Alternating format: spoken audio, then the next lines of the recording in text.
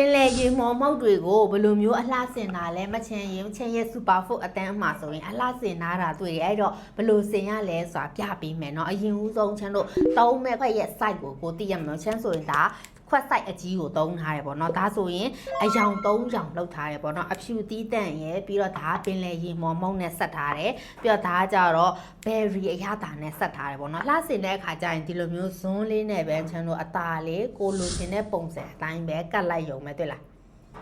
တဲ့လားเนาะဒါဆိုရင်ချမ်းအလှဆင်ပြမယ်ဒါဒီနေ့ကတော့3ရောင်လုံး3သွားပြမယ်ပေါ့เนาะโอเคသူကကြတော့အာဟာရဖြစ်ဆွတ်စာအမှုတ်လို့ခေါ်ရပေါ့เนาะဒီဥစ္စာတွေ berry တွေကလေသူကကျန်းမာရေးအတွက်အရန်ကောင်းတယ်ပြီးလို့ရှိရင် weight short တဲ့သူတွေ gym သမားတွေအတွက်လည်းအရန်တင်တော်တယ်ပေါ့เนาะပြီးတော့ဒါကတော့အဖြူပေါ့เนาะအဲ့တော့ကိုထဲတဲ့ခါကျရင်မယိုရအောင်ခွက်လေးလဲလှရအောင်ထဲတဲ့နီးလေးပေါ့နော်ဒါကတော့တွေ့လားဒါဆိုရင်ကြိလိုက်တာနဲ့ကိုဘာအေးပဲထက်ပြီးတော့ခွက်မှာလဲသူကတ်နေတယ်ပေါ့နော်ဘာအေးပဲထဲလိုက်လှ